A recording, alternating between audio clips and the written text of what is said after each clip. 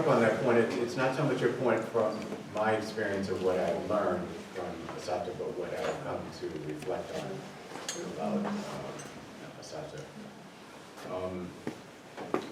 One of my sort of axioms to myself is that my only defense is transparency. I talk to myself because I put myself in some situations where it might not only jeopardize my liberty or my ability to be a part of a family and to live with my friend and wife for 53 years, my friend for 57 years. Those are things one has to consider. And as our hearts beat with passion to fight the oppression that we're against, there is something called ultra-leftism. That is, we live at the level of ideology and principles. But when you put ideology is like religion. It's pure. You know right from wrong.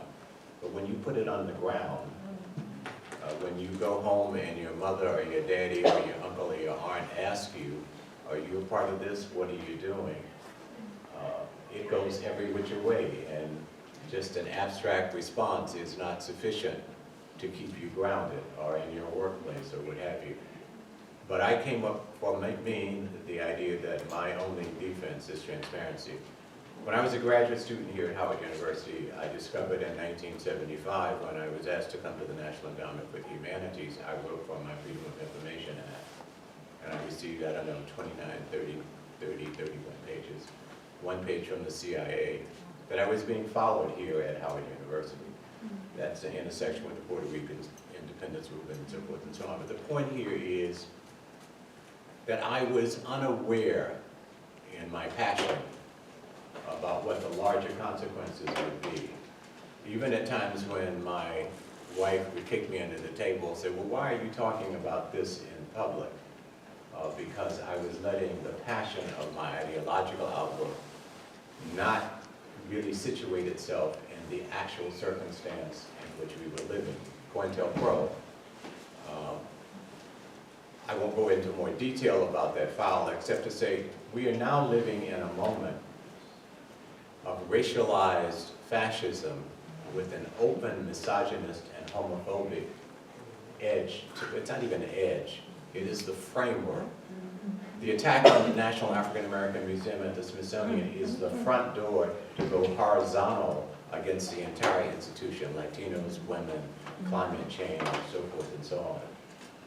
We are the crucible, we are the test case. Those of you who have been studying law will recognize that our struggle, particularly on the legal front that brought about precedents of what the Constitution should be doing, to push back and find a bit more reformed liberty, not revolution yet, in that context, opened the door for the eccentric movement. The movement for Black Studies in California opened the movement for Chicano Studies, Puerto Rican Studies, the second iteration of the women's movement, LGBTQ Studies, et cetera, et cetera. So you are being observed, you're being watched. What happened at Trinity College just a few weeks ago caused the right wing to attack. This is the school that Nancy Pelosi graduated from. So we need to think about what we say and how we act tactically, which is not always leading with ideology, but figuring out what are the real circumstances. Now, where am I headed on this, and I'll try to conclude. There was a point when I would go to Cuba and Assata Shakur would come out as a kind of ambassador, as she came out when you were there. The Casa de las Americas would hold and still holds annual gatherings of Afro-Americans about what's happening here with Latinos and so forth and so on. And she was around. I knew where she stayed, I had her address, I had her telephone number. Then there became a period where she was not seen. When you would ask about her, they would say, well, we're not going to talk about that. That was a time in which some of us here in the U.S. were out. If you heard a hair on the head of our sister, you know, we will do X, Y, Z. You know what Mossad is? Mossad is the Zionist Israel intelligence agency perhaps the most sophisticated intelligence agency in the world that can kidnap you overnight and you are gone and no one knows. Cuba sits 90 miles from the United States. So Assata not only went into exile from here, but she sort of evaporated from the public space, the everyday public space in Cuba. That's a security question.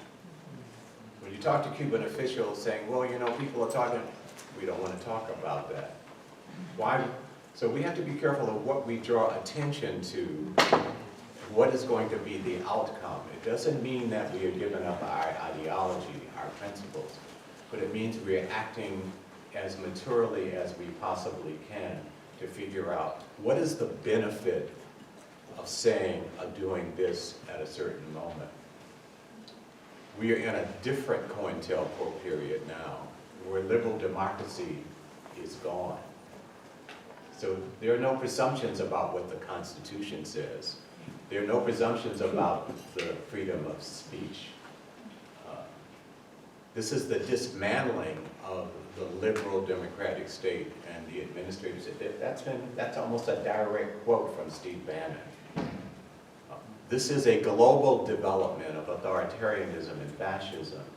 And where capitalists, Lenin talked about the dictatorship of capital, it's in the White House. It is as clear as you could possibly see it.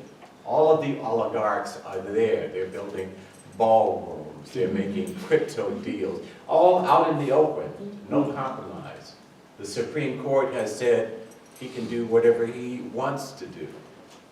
So I just ask you, as you go about your political work, and you must go about your political work, and I'm so just extraordinarily pleased. I have met some of you before. Some of you have been to my house.